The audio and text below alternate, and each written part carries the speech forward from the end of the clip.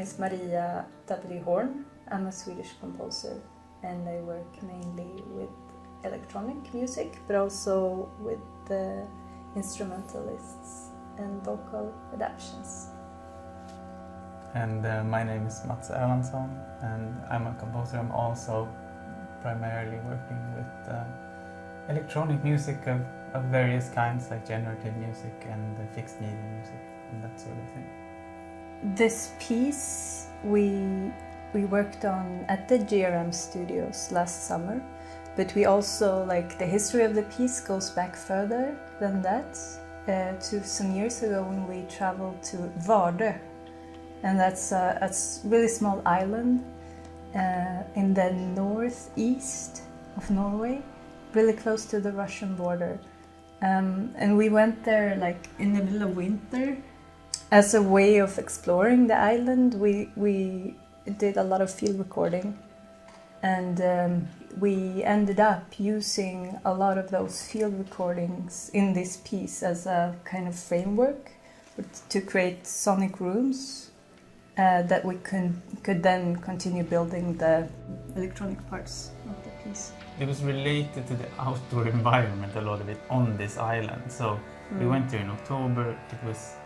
It's the northeast of Norway, so it was, like, from our perspective, definitely winter. And we recorded a hailstorm. An abandoned bunker that we found. Right, the inside of that bunker, like a very small concrete space with various debris lying around. So that's one of the sounds. Yeah. And then we recorded the sound of it is a memorial monument for witchcraft burning, which was the reason we went to the island in the first place. We recorded vocals, actually, like spoken voices inside this monument, and also a gas flame that's related to the monument. Another weird detail about the field recording was that there were like disturbances in the recording on an even meter, like once every, I guess, 11 and something seconds, which, this is pure speculation, seems to have to do with the radar base that's present on the island. So there were like glitches that completely cancelled out everything else in the recording. On one channel, which was, you could always use I don't remember which one, you could always use one of the channels for some reason. But we ended up using not the glitches in themselves, but the metric, like the distance between the glitches as a like metric reoccurring thing in the piece to base the different rooms that we're building the piece around. The textural sounds of the different rooms were built from these recordings, but the recordings are processed quite a lot. Like, they're not just the recordings as they were, like, due to the roughness of the circumstances. So we built like supercluster patches that work with granular synthesis to create these fictitious versions of these rooms. That's a lot, like how a lot of these textural things work, which give them like an interesting aura, an interesting setting, because they behave like they're natural sounds, but they behave in ways that are kind of weird, or like not the way you can tell just with your ear, like this isn't the way stuff sounds really in a room. And those textures are never in the foreground, but they're still like invoking something really, like for me, whenever I hear it, it's very much that place, like it's Vardø. You can really like sense the different places, locations that we ended up recording in. In Vardø there's a huge mountain overlooking the whole island.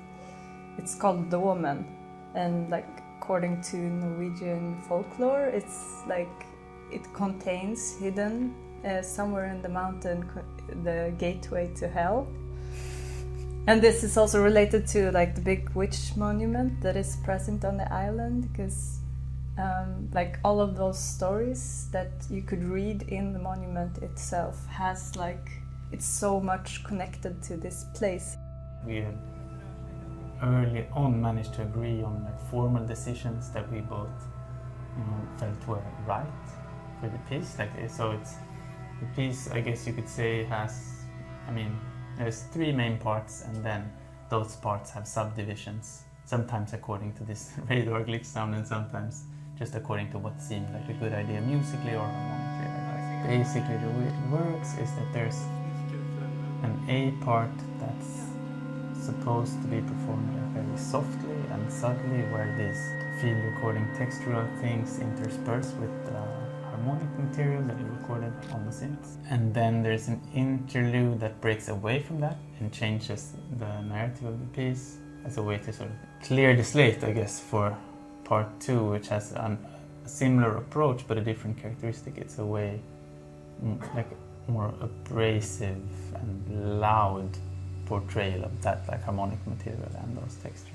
The glitches are somehow acting as portals within the piece to like transform from one part or room to the next, and each room has kind of its own harmonic material or and textural material as well.